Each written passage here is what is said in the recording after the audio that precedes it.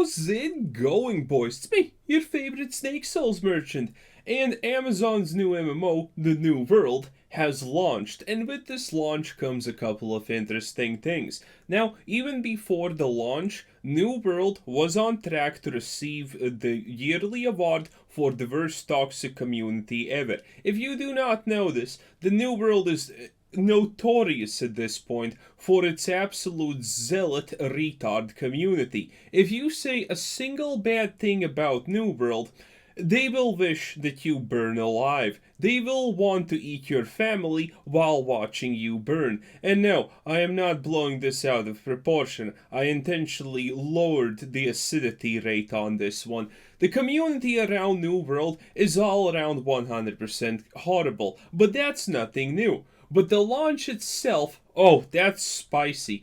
Currently at Steam, as I'm recording this, New World is sitting at a 54% approval rate. That's 54% thumbs up.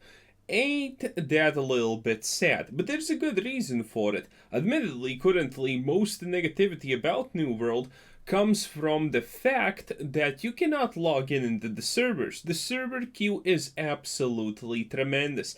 And, well, people are speculating currently two things. Two extremely obvious things. One, considering it's on Steam, there's a 2-hour refund policy. And considering New World's gameplay can be fully experienced in around 10 minutes, well, you know, there is a risk that some people will refund it. So there is speculation that Amazon artificially has created these queues. A lot of people are saying a lot of stuff that does not make sense. For example, a 15-minute queue.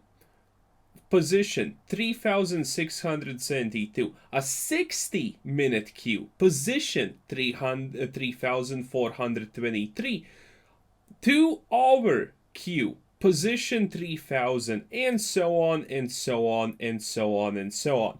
Essentially, these margins of entry seem completely random, and people are speculating that seemingly every time you try to log in, the waiting queue is around 2 hours. And this does not make sense for a lot of reasons. One, the very obvious fact that the Steam refund policy is less than 2 hours played, and yes, trying to log into the game still counts as time played, which obviously it shouldn't, but there's absolutely no way to work around this in my opinion.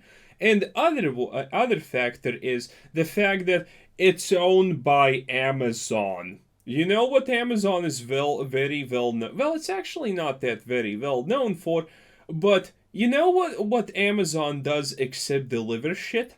That's right. They are the largest hosting provider on the goddamn planet. They host Netflix, Facebook, anything that has servers, Amazon most likely provides it. They hold the absolute majority lion's share of all of these services. And you are telling me Amazon could not spare a little bit more server capacity, power, or whatever the technical term is, for the launch of their great bigu gameu. Now, admittedly, currently, it's a good thing that this is most likely the only bad thing that people are referring to. A lot of these people will change their downvotes to upvotes when the server queue resolves, but the thing is, like, honestly, I don't think that's a coincidence. I think Amazon is intentionally doing this for no refunds because, let's face it, again, this is Amazon. If they can get a dime, they will do anything and everything to get that dime. So this would absolutely make sense for, you know, the way that Amazon does things in general. And two, well, when Classic WoW launched, the most interesting fact was, well, the most amazing experience and the most amazing reported thing was, if you played on release day, or even a day after, or 2 days after, any starting zone, not this starting zone, but absolutely any starting zone was ludicrously overpopulated. On every square, there were pretty much 2 people. And I think Amazon is trying to emulate this. At peak concurrent players, they had around 700k currently, which is very good for a first time launch in an MMO, don't get me wrong. And 300k concurrent viewers on average currently. A fluctuation, but around 300k ish with a plus. So, honestly, the numbers look pretty good. But how will the game last?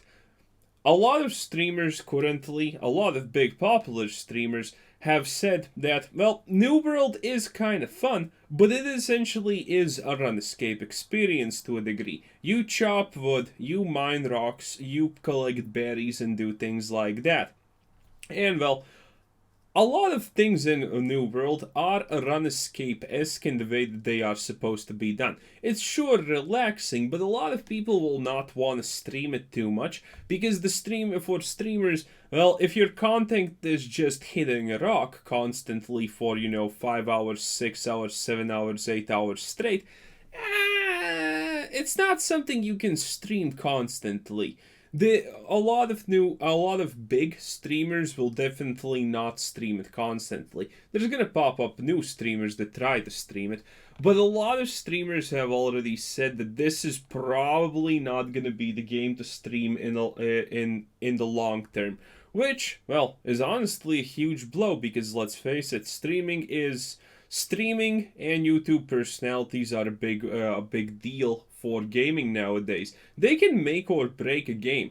If streamers are shown to have extreme amounts of fun in the game's gonna sell, the game's gonna do good. If, YouTube content creators make good videos about the game, well, the game's also gonna do good.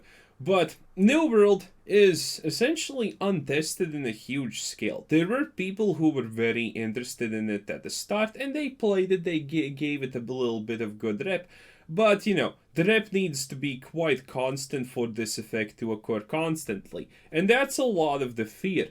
Currently, a lot of people are fearful that New World is, well, gonna survive only a month, which was my prediction at the start, because people are gonna get bored.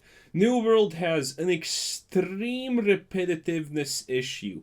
It has an extreme lack of diversity. Someone on my last video about New World commented that New World doesn't have item sets, it doesn't have ultimate skills, it doesn't have this, it doesn't have that. It looks pretty, which is actually commendable. It looks very pretty. But it does lack a lot of depth, a lot of the casual good features that you would expect from an MMO at this point. It just does not have them implemented. And this is the start of a new MMO. People are not gonna wait a month or 2 months until the until the people behind New World decide that, maybe we should give them all of these basic things that other MMOs 100% have and everyone likes. Stuff like that. But again, I'm as always worried that it's Amazon. And if Amazon does not meet a certain number of criterias, they're gonna just start the floodgates of milking. And that would probably kill the game very, very fast. Because let's face it, when they started creating their first MMO, I don't remember, was it New World or was it not? They essentially allowed someone who just understands money but doesn't understand the core principle of what they're making to be the head of it. And, that's a bad rep, essentially. A lot of bad things surrounding Amazon in general, and we're just gonna have to wait and see how it ends. But currently, the queue timers alone are absolutely demolishing New World's credibility. And for a company like Amazon to not be able to set up servers properly for a launch of a game that it was pretty highly expected, well, that is absolutely unacceptable. What can I say? Anyway, this was Quizzer Sen. Thanks for watching. Subscribe if you haven't already. Check out the channel, check out the Discord, check out the Patreon, and have a nice day. Like the video, by the way. Bye!